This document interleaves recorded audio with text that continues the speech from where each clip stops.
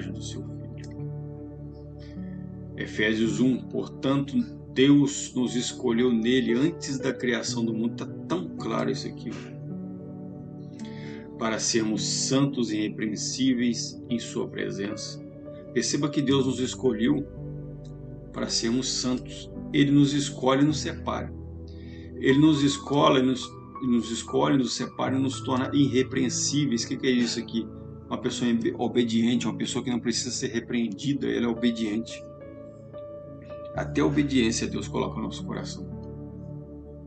Em seu amor nos predestinou a sermos adotados como filhos, por intermédio de Jesus Cristo, segundo a benevolência da sua vontade. E por que adotados como filhos? Porque o único Filho de Deus é Jesus Cristo, é a Yahushua HaMashiach, é o unigênito. O Messias é o unigênito, é o único Filho de Deus. Mas nós somos adotados por intermédio dele, segundo a benevolência da vontade de quem? De Deus. Aí no vídeo lá, depois você clica no link da descrição. Aqueles que seriam salvos, isso não é predestinação. Isso aqui para mim é uma heresia muito grande. Presciência de Deus. Deus não precisa prever nada. Presciência, né, é ter a ciência de algo antecipadamente, é saber algo antecipado. E Deus não precisa disso, porque foi Ele quem escreveu a história. Passado e presente e futuro para Deus não existe. Eclesiastes capítulo 3, porque há um tempo determinado para todas as coisas debaixo do céu. Em outras traduções está escrito debaixo do sol, ou seja, os tempos determinados para as coisas foi feito para nós. As estações, como foi feito lá na criação, foi feito para nós. Deus não vive estações passado, presente e futuro. Ele não precisa disso. Eu vou olhar lá no futuro, deixa eu ver quem é que vai ser salvo. Ele não precisa disso, porque foi ele quem fez a história. Salmo 139, Davi vai dizer que Deus tem escrito todos os seus dias. E aí? Ele que escreve a história, como é que ele vai prever? Isso para mim que é uma heresia pesada. Presciência. Deus não é presciente, Deus é onisciente. Aí ele cita aqui, né? Interessante que ele citou 57 textos aqui em cima, tentando refutar a predestinação, e nenhum deles refuta, tem uns que até reforçam mais. E usa aqui 3, né? Que ele diz assim, segundo eles, esses textos aqui, né? O próprio Malafaia dizendo, o link do vídeo está na descrição, depois você vê. O próprio Malafaia dizendo, segundo eles, esses textos aqui falam de predestinação, mas não tem nada a ver de predestinação. Interessante que ele só cita o texto e não explica. Ele só fala que não é, né? Assim é muito fácil, é só pegar um texto e falar assim, isso aqui não. Isso aqui não fala de predestinação. Assim é fácil. Assim até eu refuto qualquer texto. Somente falar e pronto, não. Você tem que citar o texto e falar o porquê que é. E aqui está escrito com todas as letras. Ao ouvirem essa declaração, os gentios, né? Interessante que Atos capítulo 13 é a primeira viagem missionária de Paulo. Então aqui está pregando para os gentios. Então preste bem atenção o que acontece quando Paulo começa a pregar aos gentios. Ao ouvirem essa declaração, ou seja, a pregação de Paulo, os gentios se alegraram sobremaneira e glorificavam a palavra do Senhor. E todos quantos haviam sido escolhidos, é por isso que, olha só, toda vez que fala todos, não fala de todo mundo, está falando de um grupo específico. E todas as vezes que falam todos, né, que Deus, né, quer que todos se salvem, eles colocam como que se está falando que Deus quer que a humanidade dele se salve. Não fala de todos, todos não é todo mundo. E aqui está dizendo, esses gentios, quando ouviram a palavra, se alegraram e glorificavam a Deus quando Paulo pregava. E todos quanto ouviam haviam sido escolhidos. Olha só aquilo que eu disse no começo lá, que o evangelho da salvação ele só atrai os escolhidos. O evangelho da salvação só atrai os eleitos, os predestinados, os filhos de Deus, os filhos da obediência, só atrai eles. É o que acontece aqui com Paulo. Paulo começa a pregar aos gentios na sua primeira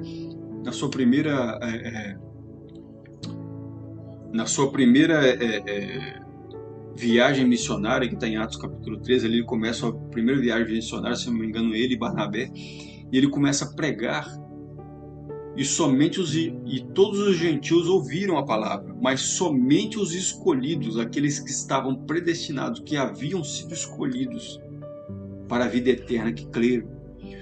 Quem é que creu? Vamos ler o versículo ao contrário.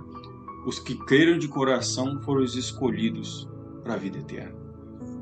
Os escolhidos para a vida eterna creram de coração. Como é que refuta isso?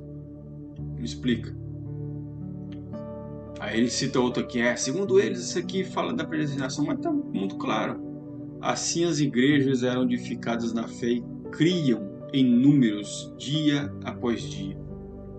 Ele citou uns textos lá que não tem nada a ver também. Aí vem Atos 16. Irmãos, deixa eu pegar esse texto aqui para a gente terminar. Não, tá certo. Atos 16, 5 tá aqui em cima. Aqui. Eu achei que tinha tava faltando texto. Então foram esses textos que, o senhor Silas Malafaia citou e lançou o desafio para que os que creem na doutrina da predestinação refutassem esses textos. Eu fiz um react com o vídeo dele, vou deixar na descrição aqui, mas infelizmente eles me deram um strike lá e desmonetizaram, falaram que não podia usar o vídeo. Então eu resolvi fazer dessa forma aqui, só com os textos. Ia colocar o áudio dele falando, mas ia ficar esquisito. Então eu coloquei só os textos. Aí para alguém achar que eu estou inventando alguma coisa, basta você ver o vídeo que está na descrição. O link está na descrição. Se não tiver na descrição, pede aí nos comentários que eu vou colocar na descrição. Talvez eu possa ter esquecido. Mas assim que terminar a live aqui, se não tiver na descrição, eu vou colocar na descrição o react que eu fiz e o vídeo que dele lançando o desafio para quem refutasse esses textos dele, que segundo ele refuta a doutrina da predestinação. E lá no vídeo dele também, lá ele agride verbalmente as pessoas por crerem na predestinação, uma coisa que nem convém. Aí no final ele fala assim, estou desafiando todos eles a refutarem esses 60 textos que eu citei.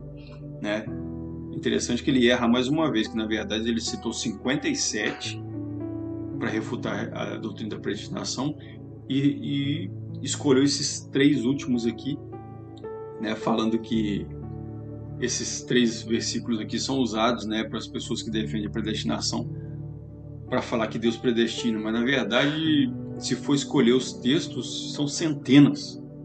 Tem muito mais dos 57 que ele usou ali para tentar refutar, que ao invés de refutar, muitos deles até reforçou mais. Essa é a verdade. Então é isso. Se você tem alguma dúvida, deixa aí nos comentários aí para a gente estudar junto. Esses são os textos que o senhor Silas Malafaia citou, que segundo ele refuta a doutrina da predestinação. Mas para mim foi muito pelo contrário. Reforçou ainda mais.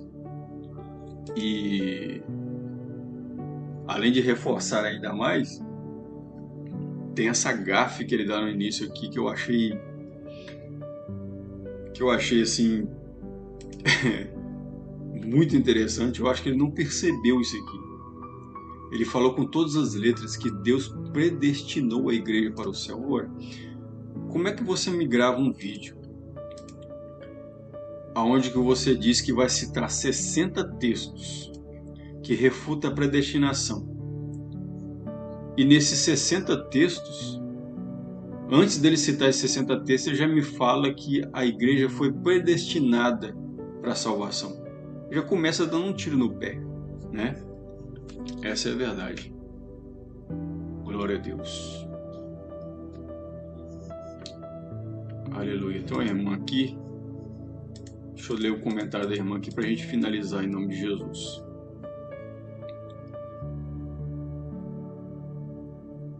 Glória a Deus.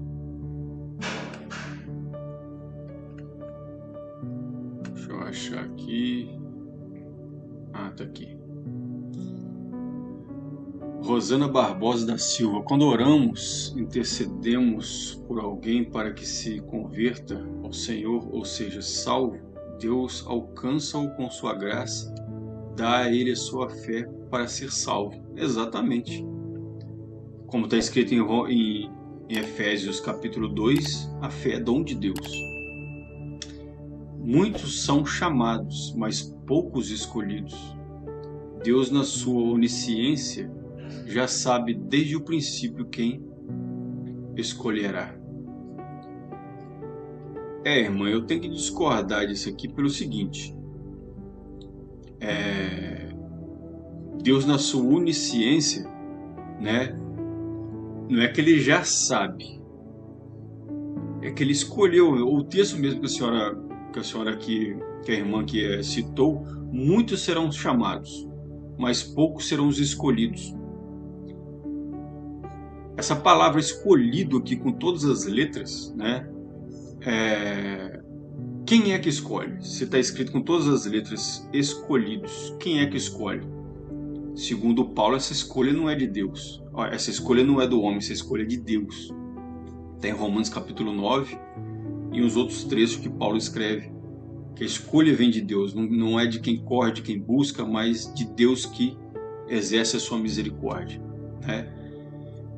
E essa segunda frase que a senhora escreveu aqui, pela onisciência de Deus, ele já sabe desde o princípio quem escolherá, é estranho, porque aí cai naquilo que Malafaia falou lá da presciência de Deus. E eu não acredito em presciência. Deus não precisa olhar para o futuro e ver quem vai ser salvo, porque foi ele que escreveu toda a história, né? É estranho dizer que Deus previu, que Deus viu lá no futuro, porque para Deus não existe esse negócio de presente, passado e futuro, né?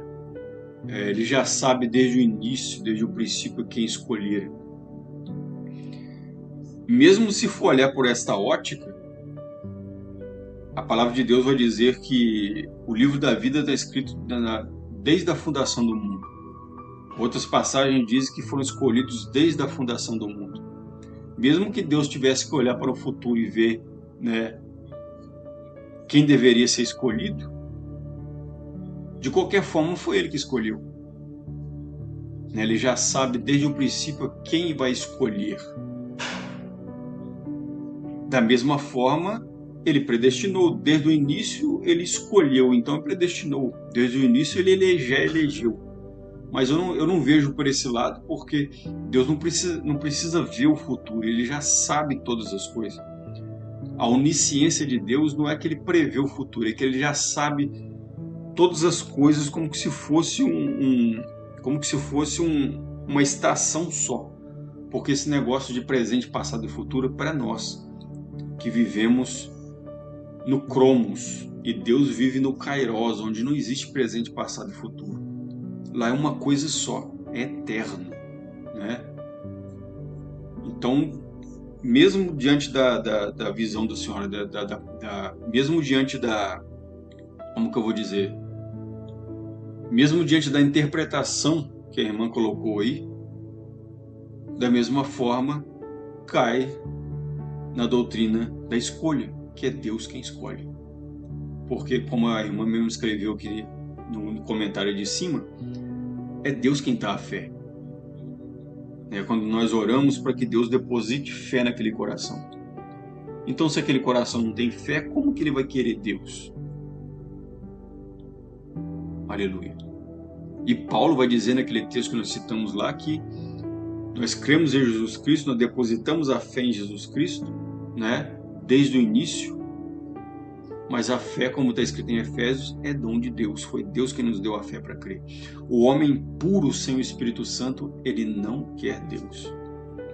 Essa é a verdade. Amém? Glória a Deus. E eu agradeço a irmã aí pela participação nos comentários, em nome de Jesus. Peço aos irmãos que respondam aí a enquete, respondam aí a pergunta que está aí, que eu coloquei também, que ajuda muito o nosso trabalho evangelístico. Eu peço a você que faça a obra do evangelista. Nossa irmã Rosana aí também, Rosaura, eu peço que faça a obra do evangelista para nos ajudar, para que a palavra de Deus alcance mais pessoas. E qual que é a obra do evangelista? Quem segue o canal em mais tempo sabe qual que é a obra do evangelista. A obra do evangelista é você deixar um like, compartilhar o link da live e deixar um comentário, uma crítica, uma sugestão, uma pergunta acerca do texto, um comentário do que você acha do que está sendo dito, um tema para a próxima live, um tema para o nosso próximo react, né? Um pedido de oração, um testemunho, mas interaja com a gente nos comentários, que isso ajuda muito para o YouTube entender que o conteúdo é relevante e assim a palavra de Deus alcançar mais pessoas. Então faça essas 3 obras do evangelista: o like, compartilhar o link da live pelo menos com as 3 pessoas que você conheça, seu grupo de WhatsApp, onde você quiser, e o comentário. E se não for inscrito, se inscreva, considere se inscrever e se tornar um embaixador do reino com a gente em nome de Jesus, amém? Que Deus te abençoe demais por isso, para a glória de Deus. Amém, irmãos? Então é isso, aguardo vocês amanhã às 23h56 da nossa madrugada no reino, e pela manhã, né, às 6h10 da manhã, nós temos nosso jejum com palavras do reino, às 6h10 da manhã, em nome de Jesus. Quem puder estar de jejum com a gente, vem estar de jejum conosco. Nós estamos com o propósito de ler toda a Escritura Sagrada, uma porção a cada domingo, até nós lermos toda a Bíblia em jejum, né, o nosso momento devocional em jejum, até nós lermos toda a Escritura. Vai demorar um pouquinho, mas é para a nossa fortificação espiritual, física e mental. Amém? Graças a Deus. Dito isso, irmão, vamos orar, vamos agradecer a Deus. Se os irmãos tiverem mais alguma coisa aí para escrever nos comentários, escreva. Em nome de Jesus. Agradeço mais uma vez nossa irmã Rosaura aí por ter participado, colocado aí sua observação acerca do tema. E vamos orar. Senhor Deus querido, Deus amado, Deus de misericórdia, graças te damos, ó Deus. Te rendemos graça porque o Senhor sempre ouve a nossa oração. Pai querido, Pai amado, aonde quer que estejam neste momento, ó Pai, unido em oração conosco, eu peço a Ti, em nome de Jesus, repreenda todo mal, derrama o Teu Espírito Santo sobre nós, reforça a nossa fé cada dia mais, Pai querido, para a Tua honra e para a Tua glória. Repreenda, ó Deus, toda influência maligna, todo espírito contrário, que somente o Teu Espírito Santo possa nos guiar no caminho, no Teu caminho, no caminho da verdade. Pai querido, Pai amado, repreenda toda enfermidade da alma, da carne, do espírito, da mente.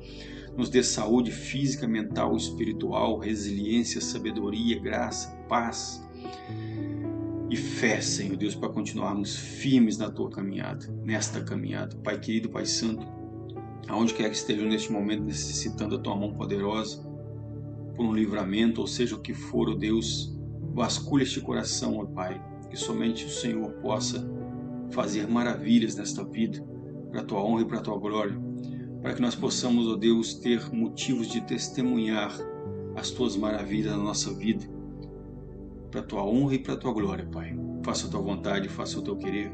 Acampa os Teus anjos ao nosso redor, nos dando livramento de todo mal, livrando a nossa família, livrando nossos entes queridos, até mesmo nossos inimigos deste mundo que jaz no maligno. Pai santo, Pai amado, sejas Tu conosco. E muito obrigado, Pai, por este momento devocional e pelo privilégio de podermos meditar na Tua palavra. Em nome de Jesus. Amém, Senhor. Amém, Pai. Graças a Deus. Glórias ao bom Deus. Então, feita aí, irmãos, a obra do evangelista, nós já oramos. Que Deus nos dê uma noite abençoada, e um amanhecer alegre na presença do Senhor. Aguardo você amanhã, 6h10 da manhã, com o nosso jejum com palavras do reino. Amém? Que Deus te dê uma noite abençoada, um amanhecer alegre, em nome de Jesus. Que a paz, que a graça e a paz do nosso Senhor e Salvador Jesus Cristo e as doces consolações do Espírito Santo e o grande amor de Deus possa estar sobre nossas vidas, não só hoje, mas por toda a eternidade. E aquele que crê, diga e escreva amém, em nome de Jesus. Amém? Fica na paz, para a glória de Deus.